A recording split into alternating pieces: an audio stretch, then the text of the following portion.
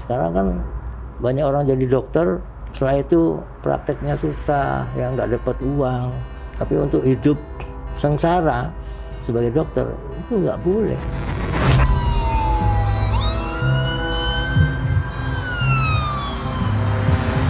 Kalian belum bisa membayangkan ya, orang 11 semester berjuang, saya selalu bilang, jangan mudah membuat orang tidak lulus. Pasien itu kesulitan berobat ke puskesmas, kenapa? Saya di sini cuma bisa sedih karena dapat pasien yang sudah terlambat semua.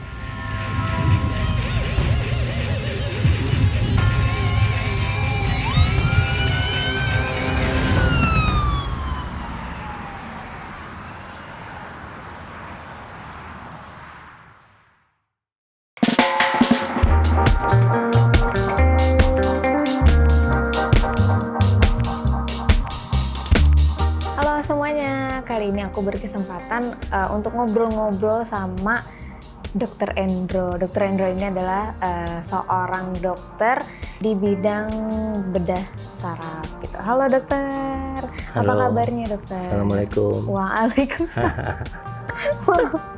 Baik, alhamdulillah sehat ya. Oke. Dokter hari ini udah mau operasi seseorang atau belum? Belum ya, kita belum ada program. Sudah ada tapi masih menunggu kondisi lebih stabil dulu. Gitu.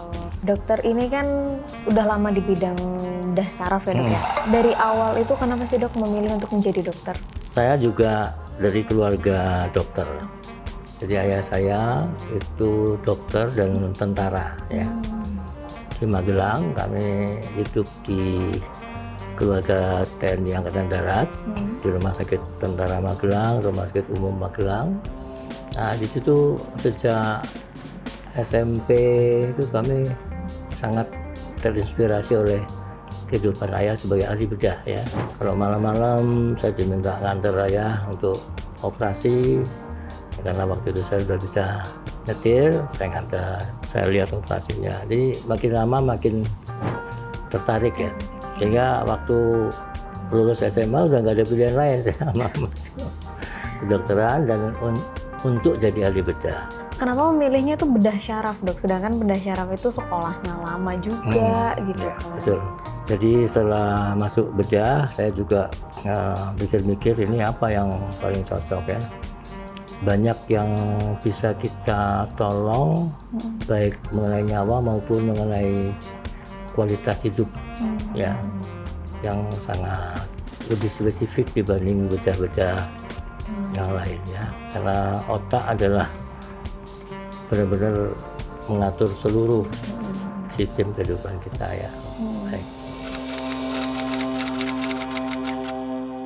Ya, saya dulu 3 tahun di Sulawesi Selatan, praktek di puskesmas ya, bicara pada pasien, kemudian turun puskesmas keliling ya, lihat posyandu ya, pemberian makanan tambahan, terus lihat imunisasi. Dan 3 tahun saya rasakan cepat berlalu ya, dengan pengalaman yang sangat banyak. Sekarang kan banyak orang jadi dokter, setelah itu prakteknya susah, ya nggak dapat uang. Terus akhirnya jadi apa aja, padahal passionnya jadi dokter tuh kuat. Iya.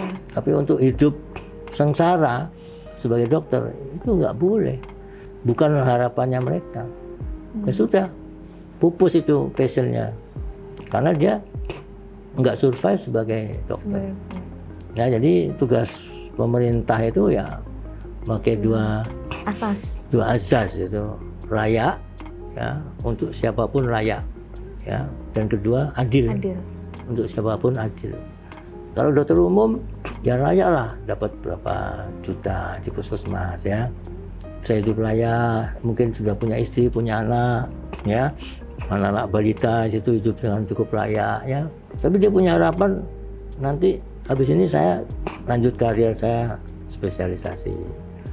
Bisa bisa digambarkan kalau ada sistem yang itu tadi, remunerasi yang layak dan adil. Kalau enggak ya sudah, whatever will be. Akhirnya banyak yang bisa bertahan, tapi banyak juga yang tidak bisa. Ya. Tapi kan banyak ini dok, perspektif masyarakat yang bilang kalau ya udah kalau kalian mau kaya ya ambil FK aja, nanti ke depannya enak nih, ambil kedokteran aja deh. Oh, maksudnya jadi dokter.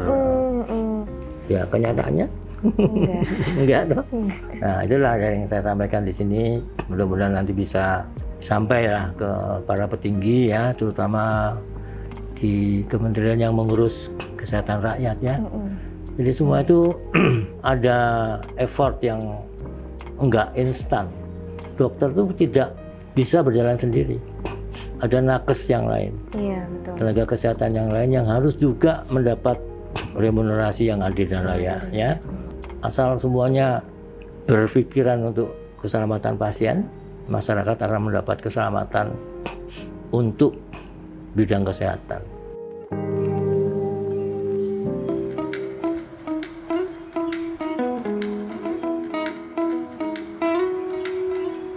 Apa sih sebenarnya tujuan dokter sebagai seorang dokter bedah sampai saat ini yang masih pengen untuk melayani masyarakat gitu? Apakah tujuan itu sudah dicapai atau belum gitu? Saya kira secara pribadi nggak mungkin saya bisa menyehatkan rakyat ya, tapi bahwa saya merasa semakin efektif dalam menolong pasien ya. Kalau dulu kan waktu saya masih berdua sama Dr. Sudiarto, itu satu hari operasi bisa 8, 7 ya. Benar-benar rumah sakit. Saya kira itu saya merasa masih harus berkontribusi melalui profesi saya untuk keselamatan pasien yang saya tolong, yang dipercayakan pada saya. Saya ingin bahwa negara kita ini ya kedepannya itu benar-benar menjadi negara yang kuat karena didukung oleh rakyat yang sehat. Rakyat yang sehat itu bekal utama untuk menjadi rakyat yang pandai. Rakyat yang pandai adalah bekal utama untuk menjadi negara yang maju. Pemirsa, kasus ambulans pembawa pasien yang dihalangi kendaraan lain viral di media sosial. Anda sempat singgung masalah jumlah dokter, berarti Anda mengakui bahwa jumlah dokter di Indonesia ini kurang untuk menangani para pasien yang ada? Beberapa memang kurang, terutama di daerah-daerah sangat terpencil. Pasien itu kesulitan berobat ke puskesmas, kenapa? Aksesnya jauh. Nah, itu yang belum dibahas. Siapa yang bisa membantu? Bukan cuma pemerintah, semua. Pasien yang aksesnya tidak baik, supaya tidak terlambat menuju ke puskesmas. Ya, saya di sini cuma bisa sedih karena dapat pasien yang sudah terlambat semua. Karena ditanya ternyata dari puskesmasnya aja, dari rumah ke puskesmas aja susah. Ya, dari puskesmas sekarang pakai rujukan berjenjang ya dengan BPJS ya. Enggak setiap waktu boleh. Ya, nunggu 1 bulan. Nah, ini semua harus diberesin. Itu concern saya sekarang, profesi saya. Tapi bahwa kepuasan saya sudah menjalani profesi kedokteran sampai pelayanan begini jauh adalah pengen melihat rakyat kita tuh benar-benar teratasi kesehatannya dengan baik. Tapi bahwa di puskesmas masa dia pakai tandu ya, ada yang pakai apa namanya gerobak, kalau yang di sungai ya pakai perahu ya, merakit. Wah, itu yang saya dulu di puskesmas juga pakai tandu, kalau ke gunung juga naik kuda ya, sampai begitu ya di Kabupaten Bone itu. Mudah-mudahan nanti ke depannya menjadi perhatian penting utama ya dari Kementerian Kesehatan, kemudian jadi presidennya concern pada apa yang dirasakan oleh rakyatnya, terutama nakes ya, memprihatinkan ya. Jadi saya sudah cerita kalau pensiun itu tidak semuanya bisa menikmati pensiun dengan baik ya. Kalau tidak siap atau memang siap tapi memang nggak bisa karena nggak ada yang cukup disimpan selama menjadi aktif ya. Sekarang misalnya jualan makanan ya, itu kan rasanya terenyuh ya. Mudah-mudahan kedepannya remunerasi bagi seluruh lapisan masyarakat itu diperhatikan sejak awal. Karena menurut saya awal mulanya korupsi karena remunerasi yang tidak baik sejak dulu. Coba dari dulu remunerasi baik, nggak ada korupsi itu. Kalau masalah remunerasi, dua prinsip, dua asas, yaitu adil dan layak. Kamu bilang dokter rezekinya halal semua, kamu jangan sampai rezekimu tidak halal dan itu kamu berikan pada anak istrimu. Kita dapat uang dari mana? Kalau ahli bedah saraf, dari apa? Dari rumah sakit, instansi. Bukan, dari tindakan apa? Operasi. Iya. Ya, itu lumayan ya, misalnya dapat 2 juta satu operasi ya. Dengan operasi yang begitu rumit. Yang saya bilang tidak halal. Bagaimana kok bisa tidak halal? Alasan untuk operasi itu apa? Misalnya pecahnya jekok sedikit. Kalau tidak dioperasi pun nggak apa-apa. Kosmetik nggak terpengaruh, otaknya juga nggak tertekan. Tapi kalau setannya muncul di pikiran dokternya, wah ini alasan dapat duit nih. Ada dukanya, ini dibetulkan supaya bersih, kalau enggak nanti infeksi. Gampang kita memberikan ya informasi alasan-alasan untuk bisa mereka mengerti, oh perlu dioperasi. Hati kecilmu lah yang menentukan apakah itu menjadi halal apa enggak.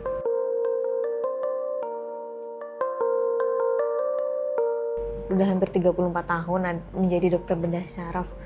Bahasanya apa ya, kayak bosen aja gitu nggak sih dok? Atau kayak aduh ini udah terlalu banyak menangani pasien, terus udahlah pengen pensiun, pengen rehat gitu.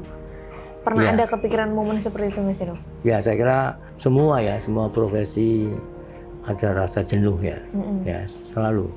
Ya beberapa kali terjadi ya. Tapi karena kita ini sudah komit ya bahwa kedokteran spesialisasi, apa yang menyebabkan kita pensiun? Kalau pensiun sebagai pegawai negeri ada aturannya ya dari bidang kita. Maksudnya kita masih kompeten. Ya. Apa kompetennya itu? Skill tadi. Nah, knowledge, skill, knowledge dan attitude. Kita pasti diterima sama rumah sakitnya. Oh, kamu masih dibutuhkan. Pasien-pasienmu yang kamu tangani baik di sini ya. Kenapa harus berhenti? Sampai kapan berhentinya? Salah satu kompetensi itu hilang. Kalau knowledge-nya hilang, sudah mulai pikun, ya terus terang kita juga akan berhenti. Karena keselamatan pasien sudah kita tidak bisa jamin. Iya. Nah, kedua, terjadi skill yang berkurang. Ya, misalnya sudah ada stroke ya kan? Apalagi attitude yang sudah berubah ya, itu sudah nggak bisa. Jadi 3 hal itu harus tetap terjaga. Prof. Padmo itu masih operasi. Umur berapa itu? 86. Wow. Ya. Kalau dokter sendiri? Berapa? Saya 17. 17 tambah? 71 masa dibalik. Jadi nanti Januari saya 72 ya. 72. Apa sih sebenarnya tujuan dokter sebagai seorang dokter bedah sampai saat ini yang masih pengen untuk melayani masyarakat gitu? Apakah tujuan itu sudah dicapai atau belum gitu? Saya kira secara pribadi nggak mungkin saya bisa menyehatkan rakyat ya, tapi bahwa saya semakin efektif dalam menolong pasien ya. Ya keselamatan pasien tetap saya utamakan, tapi mungkin perhatian saya tidak bisa penuh ya. Saya merasa masih harus berkontribusi melalui profesi saya untuk keselamatan pasien yang saya tolong, yang dipercayakan pada saya. Saya ingin bahwa negara kita ini ya kedepannya itu benar-benar menjadi negara yang kuat karena didukung oleh rakyat yang sehat. Rakyat yang sehat itu bekal utama untuk menjadi rakyat yang pandai, ya kan? Pelatih yang pandai adalah bekal utama untuk menjadi negara yang maju. Selama bertahun-tahun menjadi dokter bedah syaraf nih, momen berkesan apa sih dok yang sampai sekarang tuh mungkin sulit untuk dilupakan sama dokter? Momen-momen atau waktu-waktu yang menurut saya masih ideal buat saya ya, pekerjaannya sebagai bedah syaraf, yang momen-momen yang membahagiakan ya apabila kita berhasil menolong pasien ya. Kehidupan berorganisasi dalam perhimpunan itu bahagia kalau kita melihat mereka ini semua lulus ya. Orang 11 semester berjuang ya. Wow. Terus ujian akhir 7 station itu. Kita masing-masing spesialis ngetes. Ya, residen itu masuk satu-satu. Kumpulkan terus rapat yudisium no? Nah, di situ mengeluarkan nilai-nilainya.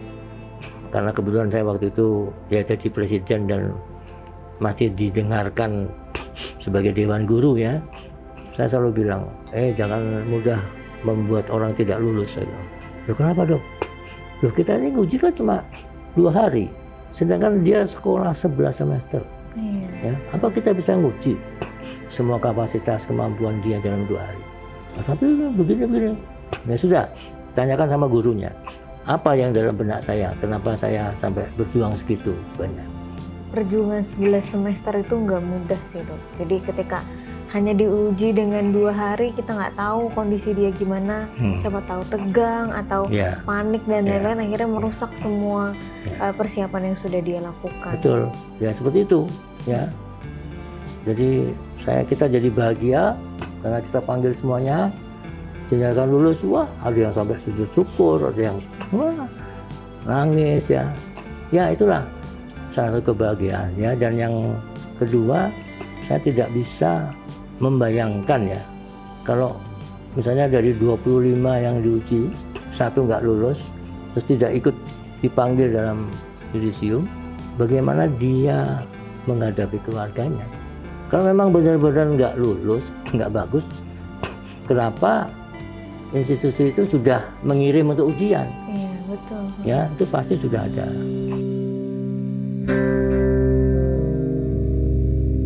Ya, terus saya selalu tanya sama residen, gimana kondisimu yang sudah hampir ujian ya? Apanya dok? Ya, Apa tuh? Uang. Dia bilang begini, sudah hampir tenggelam. Ya. Iya. Ya bayangin 11 semester modal siapapun itu akan ya berkurang ya. Kalau dia sampai bilang begini, sebentar lagi tenggelam tuh ya. Sebentar lagi sampai sini airnya Masuk hidung. nah sudah nggak bisa napas kan. Coba kalau itu ditunda, tidak lulus tundanya 6 bulan, kira-kira jujur lagi lebih pintar apa enggak? Tambah stres ya dok? Iya, belum tentu lebih pintar. Jadi saya selalu bilang tolong selesaikan di sini ya. Kalau memang semua mengatakan tidak layak, semua harus tanda tangan. Tapi yang lainnya lulus. Nah, cuma 1 orang yang tidak lulus. Kita harus perjuangkan mereka ini untuk bisa selesai tepat waktu dengan nilai A. Alhamdulillah. Tapi juga tetap mengutamakan keselamatan pasien. Jangan sampai kita meluluskan orang-orang yang nantinya malah jadi dalam tanda petik membunuh pasien, membuat cacat pasien ya.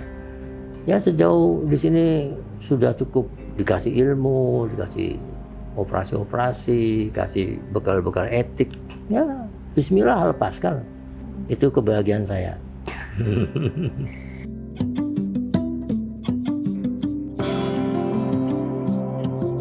Dokter kan juga udah mempunyai banyak sekali adik-adik, atau kalau dokter biasanya nyebut mahasiswa tuh apa sih dok? Residen-residen ini? Dulu adik-adik, sekarang anak-anak. Gitu. Untuk yang lagi belajar nih dokter-dokter residen yang masih berjuang untuk menjadi dokter spesialis, apa sih pesan yang ingin dokter sampaikan untuk ya mereka tetap ada di sini, ayo berjuang?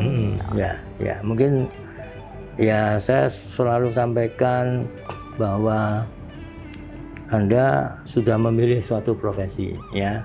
udah passion itu harus ditingkatkan. Semakin lama semakin senang nggak pada passion ini. Kalau kita sebagai insan beragama ya, ada nggak profesi yang bisa kita capai dengan susah payah, tapi setiap harinya kita tuh berbuat berpahala. Iya. Ya, niat kita nolong pasien. Udah lepas dari program pendidikan, kita niatnya, ibu sama mau tolong ibu. Saya siapkan operasinya, saya kasih motivasi. Itu semua berpahala. Kita ini tiap hari, kalau niatnya sudah mau nolong orang, tiap hari, setiap pikiran kita mau apapun itu sudah berpahala. Ya, jadi tolong semangat, semuanya dicapai dengan ketekunan. Ya, yang kedua, kita sebagai tim untuk melakukan suatu tindakan untuk menyelamatkan pasien.